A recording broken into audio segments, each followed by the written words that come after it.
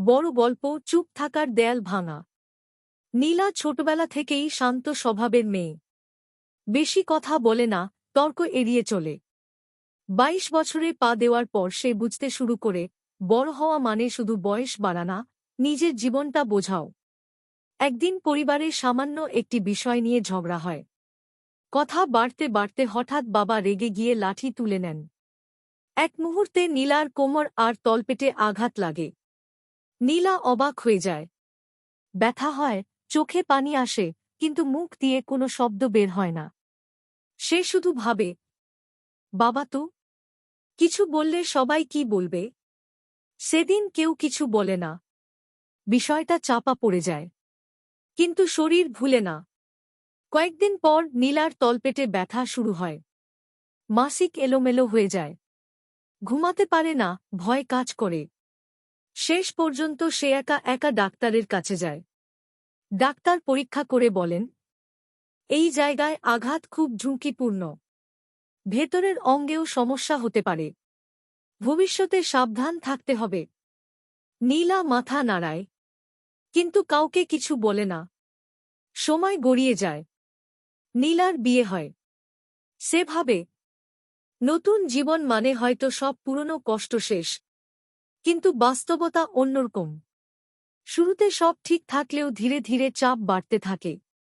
একদিন রান্না দেরি হওয়ায় স্বামী রেগে গিয়ে তাকে ধাক্কা দেয়। শাশুড়ি পাশে বসে থাকেন, কিছু বলেন না। নীলা চুপ করে থাকে। এরপর ধাক্কা, কথা দিয়ে অপমান, ভয় দেখানো, এসব যেন নিয়ম হয়ে যায়। কখনো হাত ওঠে, কখনো শুধু চোখের ভাষায় হুমকি।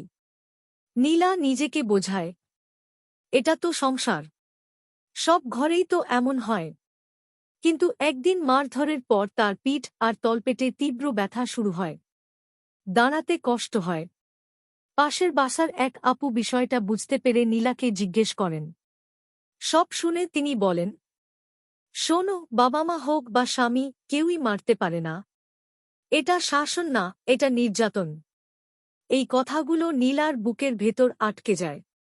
সেদিন রাতে সে প্রথমবার ভাবে, আমি কি সত্যিই ভুল কিছু করছি। পরদিন সে আবার ডাক্তারের কাছে যায়। ডাক্তার স্পষ্ট বলেন, বারবার আঘাত পেলে শরীর ও মন দুটোই ভেঙে পড়ে। এটা সহ্য করা ঠিক না।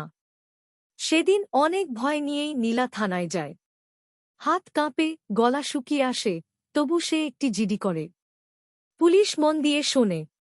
দুই পক্ষকে ডেকে বলে, সম্পর্ক যাই হোক, মারধর অপরাধ।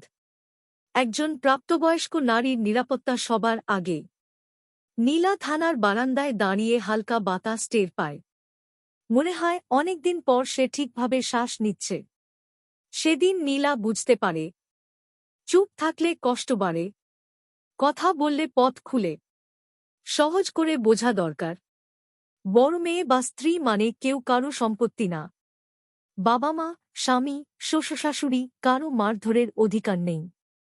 ধাক্কা, চড়, লাঠি, হুমকি সবই নির্যাতন।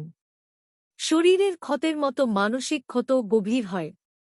আইনের চোখে একজন প্রাপ্তবয়স্ক নারী স্বাধীন মানুষ। সে চাইলে পুলিশে অভিযোগ করতে পারে। সাহায্যের পথ, জিডি, জেনারেল ডেয়ারি। প্রথম ধাপ, ভবিষ্যতের প্রমাণ। মামলা, নির্যাতন গুরুতর বা নিয়মিত হলে পুলিশ অনেক সময় আগে বোঝায়, কথা বলে। কিন্তু নির্যাতন বন্ধ না হলে আইনগত ব্যবস্থা নেয়। কখন দেরি করা যাবে না? যদি থাকে তলপেট বা কোমরে মারধর, ভেতরের ব্যথা বা রক্তপাত, প্রাণনাশের হুমকি, দীর্ঘদিন মানসিক আতঙ্ক, তখন ডাক্তার পুলিশ দুটোই জরুরি। শেষ কথা, ভালোবাসার নামে আঘাত দেওয়া যায় না। সম্পর্ক কাউকে মারার লাইসেন্স দেয় না। বড় মেয়ে বা স্ত্রী, সে আগে মানুষ। চুপ থাকা সাহস না, নিজেকে বাঁচানোই সাহস।